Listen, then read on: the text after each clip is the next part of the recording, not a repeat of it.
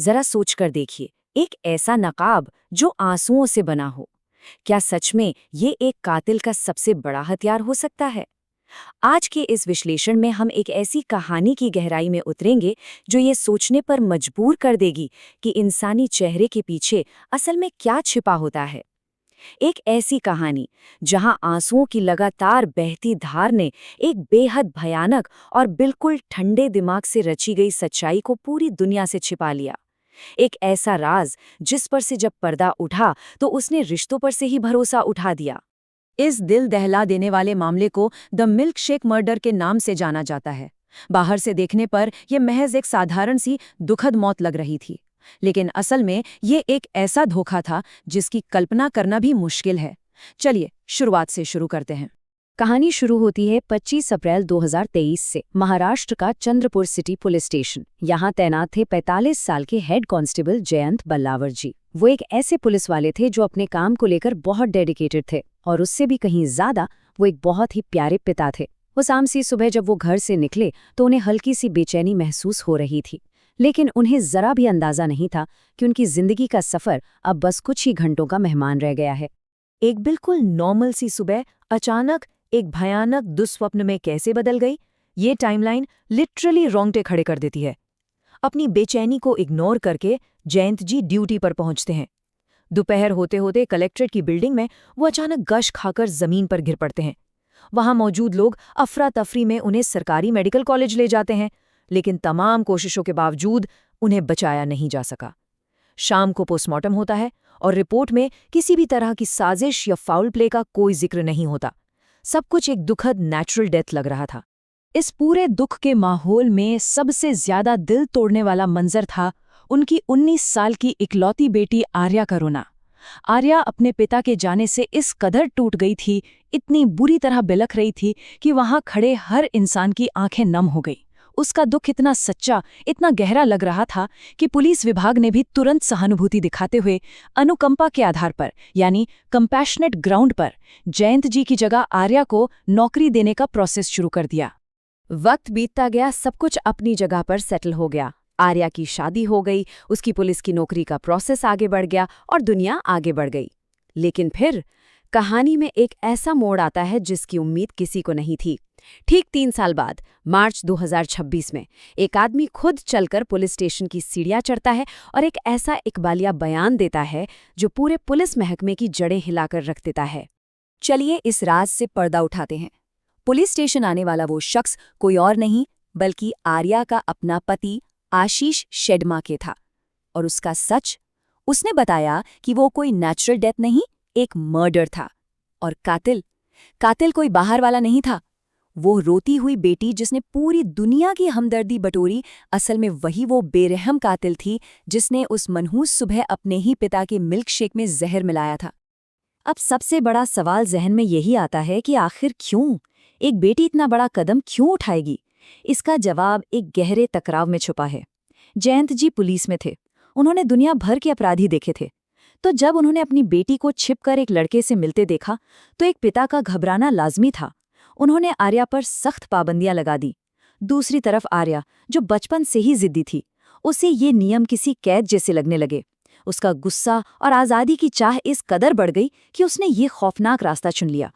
ये कोई रातों रात गुस्से में लिया गया फैसला बिल्कुल नहीं था। ये बाकायदा एक बहुत ही ठंडे दिमाग से रची गई साजिश थी। पहला स्टेप था पाबंदियों से नफरत, लेकिन इसके साथ एक और बहुत ही भयानक वजह जुड़ गई थी, लालच। आर्या को अच्छे से पता था कि अगर ड्यूटी के दौरान पिता की मौत होती है तो उनकी सरकारी नौकरी सीधे उसे मिल जाएगी। और फिर आता है तीसरा स्टेप, अपने बॉयफ्रेंड आशीष के साथ मिलकर एक ऐसे जहर का जुगाड़ करना जो शरीर में जाकर बिल्कुल किसी नेचुरल बीमारी जैसा लगे। इस जहर को हासिल करने के लिए बाकायदा एक पूरा डार्क नेटवर्क इस्तेमाल किया गया। आशीष ने इसमें अपने एक 13-14 साल के नाबालिग कजिन की मदद ली जिसकी संगत गलत लड़कों के साथ थी। उस कजिन ने आशीष की मुलाकात मोंटी नाम के एक सप्लायर से करवाई।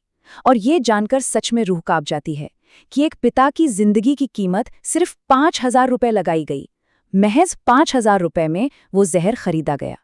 इस कत्ल के बाद आर्या के बेखौफ रवैये का अंदाज़ा आप इसी बात से लगा सकते हैं कि अपने पिता की हत्या के ठीक 1 महीने बाद। जी हाँ, सिर्फ 1 महीने बाद उसने आशीष से शादी कर ली। और हैरानी की बात यह है कि शादी के बाद भी वो ससुराल नहीं गई, बल्कि अपने मायके में ही रही। ये एक ऐसी शादी थी जिसकी पूरी की पूरी नींव ही पाप और खून से सींची गई थी। और अगर आप सोच रहे हैं कि उसे कोई पछतावा था, तो बिल्कुल नहीं। अक्टूबर 2023 आते आते इंस्टाग्राम पर उसकी एक नई दुनिया सज चुकी थी। बायो में महाराष्ट्र पुलिस का बड़ा सा टैग लगा लिया। वो ट्रैवल कर रही थी, पार्टियां कर रही थी, आशीष के साथ रोमांटिक रील्स बना रही थी। इंटरनेट पर उसकी एक लाउड, बेशरम और दोहरी जिंदगी चल रही थी, जैसे कुछ हुआ ही ना हो। और फिर आता है साल 2025, इस पूरी कहानी का सबसे अजीब और डरावना विडंबना का पल। आर्या का पुलिस ट्रेनिंग के लिए सिलेक्शन हो जाता है। जिस पिता को उसने बेरहमी से रास्ते से हटा दिया था, अब वो उसी पिता की जगह, उसी महकमे की, वही पुलिस की वर्दी पहनने जा रही थी। उसने लिटरली पूरे सिस्टम को चकमा दे दिया था। लेकिन कहते हैं ना कि किए की सजा यही मिलती है। 2025 के आखिर में कहानी पूरी तरह से पलट जाती है। जहां एक तरफ आर्या की ट्रेनिंग बहुत शानदार चल रही थी, वहीं दूसरी तरफ आशीष को अनुशासनहीनता और मिसकंडक्ट के वजह से उसके पुलिस प्रोबेशन पीरियड से ही निकाल कर बाहर कर दिया गया। दोनों की जिंदगियां अब बिल्कुल उल्टी दिशा में भाग रही थीं, और यहीं से इस जहरीले रिश्ते में दरार आनी शुरू हो गई। नौकरी छिन जाने के बाद आशीष पहले से ही भयानक फ्रस्ट्रेशन में था, और ऊपर से आर्या के ताने। आर्या अब उसे किसी बोझ की तरह ट्रीट करने लगी थी। रोज की तीखी बहस, ताने। आशीष को लगने लगा कि जब ट्रेनिंग में इसके ये तेवर हैं, तो बाद में क्या होगा। इन सब चीजों ने आशीष के ईगो को, उसके अहंकार को पूरी तरह से चकनाचूर कर दिया। तो यहाँ एक बात बिल्कुल साफ है, आशीष का पुलिस के पास जाकर सच उगलना किसी अपराध बोध या पछतावे का नतीजा बिल्कुल नहीं था। ये तो सीधा सा हिसाब था, अगर मेरी जिंदगी बर्बाद हो रही है तो मैं तुम्हें भी नहीं छोड़ूंगा। उसने मार्च 2026 में आर्या को पूरी तरह तबाह करने के लिए सिर्फ और सिर्फ बदले की आग में जलकर ये सच उगला था। इस बयान के बाद जो हुआ वो बहुत तेजी से हुआ।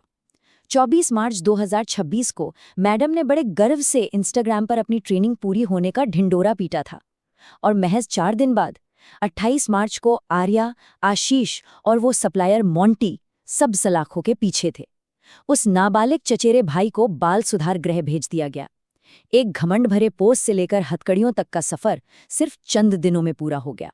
लेकिन इस पूरी कहानी में एक बहुत बड़ा और चुभता हुआ सवाल हमारे सिस्टम पर भी उठता है। आखिर 3 साल तक ये हत्या राज कैसे बनी रही? इसका सीधा सा जवाब है सिस्टम की सुस्ती और फोरेंसिक जांच में देरी। अगर शुरुआती वक्त में ही जयंत जी के विसरा सैंपल को सही तरीके से फोरेंसिक जांच के लिए भेज दिया गया होता, तो जहर तुरंत पकड़ में आ जाता। इसी लापरवाही ने एक कातिल को 3 साल तक आजाद घूमने का मौका दे दिया। आइए अब इस पूरे मामले के मनोवैज्ञानिक पहलू, यानी इसकी साइकोलॉजी को थोड़ा गहराई से समझते हैं। इसे पैट्रिसाइड या पितृहत्या कहते हैं। अमूमन पैट्रिसाइड के केस तब देखने को मिलते हैं जब कोई लंबे समय से हो रहे भयानक शोषण से बचने की कोशिश कर रहा हो। लेकिन यहाँ जान बचाने की कोई जद्दोजहद नहीं थी। ये सिर्फ और सिर्फ लालच और एक बहुत ही गहरी मनोवैज्ञानिक विकृति का नतीजा था। आजकल की जनरेशन की एक बड़ी समस्या है इंस्टेंट ग्रैटिफिकेशन, यानी जो चाहिए तुरंत चाहिए। आर्या की परवरिश भी कुछ ऐसी ही हुई थी, जहां उसे कभी किसी चीज के लिए ना नहीं सुनना पड़ा। तो जब पहली बार पिता ने सख्ती दिखाई, तो उसे वो एक आम पाबंदी नहीं, बल्कि अपनी आज़ादी और अपनी पहचान पर एक सीधा हमला लगा। समस्या सुलझाने के बजाय उसने समस्या की जड़ को ही उखाड़ फेंकने का सबसे खौफनाक और आसान रास्ता चुन लिया। इसे साइकोलॉजी में मॉरल डिसएंगेजमेंट कहते हैं। ये वो खतरनाक स्टेज है जहां इंसान अपने ही गलत काम को अपने दिमाग में पूरी तरह से जस्टिफाई कर लेता है। एक आम इंसान के लिए पिता की हत्या के बारे में सोचना भी नामुमकिन है, लेकिन आर्या का मॉरल कंपस इतनी बुरी तरह हिल चुका था कि उसने इस कत्ल को नॉर्मल मान लिया। उसके लिए अपने पिता की मौत एक अवसर बन गई थी। इसके बाद की जो स्थिति है वो लिटरली डरा देने वाली है। Cognitive distortion. इसमें इंसान को अपना सगा परिवार नहीं लगता। आर्या के लिए उसके पिता अब इंसान नहीं बचे थे, वो बस एक रुकावट, एक कांटा बन गए थे जिसे रास्ते से हटाना जरूरी था। और जब हमदर्दी पूरी तरह मर जाती है ना, तो कोई भी जुर्म करना बहुत आसान हो जाता है। और अगर आशीष की बात करें, तो उसकी इस इकबालिया बयान के पीछे की साइकोलॉजी भी कुछ कम डरावनी नहीं है। ये एक आहत अहंकार, रिजेक्शन का डर और एक बहुत ही टॉक्सिक पॉजेसिवनेस का कॉम्बिनेशन था। जब उसे लगा कि आर्या उसे पीछे छोड़कर आगे निकल रही है, तो कंट्रोल वापस पाने के लिए उसने ये सबसे भयानक तरीका चुना, एक ऐसा बदला जिसने दोनों को बर्बाद कर दिया। तो अगर इस पूरी खौफनाक कहानी को एक इक्वेशन में समझना हो तो वो कुछ यूं होगी: बेलगाम इच्छाएं प्लस कमजोर जज्बात प्लस एक ऐसा मौका जहां हत्या से नौकरी और आज़ादी दोनों मिल रही थीं, इक्वल्स टू एक मुकम्मल खौफनाक सच। जब ये सब एक साथ मिले तो इन्होंने एक हंसते खेलते परिवार को हमेशा के लिए खाक में मिला दिया। हम इस विश्लेषण के बिल्कुल आखिर में आ गए हैं। इस कहानी ने हमें एक ऐसे अंधेरे मोड़ पर लाकर खड़ा कर दिया है जहां से लौटना आसान नहीं है। जाते जाते बस एक ही सवाल जहन में गूंजता है: अगर शोक का वो झूठा भ्रम, आंसुओं का वो नाटक एक कातिल की असली मुस्कान को पूरे 3 साल तक इतनी सफाई से छिपा सकता है, तो क्या हम सच में उन चेहरों को पहचानते हैं जो रोज हमारे साथ हमारे ही डाइनिंग टेबल पर बैठते हैं? सोचिएगा जरूर। आज के लिए बस इतना ही। हमारे साथ जुड़ने के लिए आपका बहुत बहुत शुक्रिया।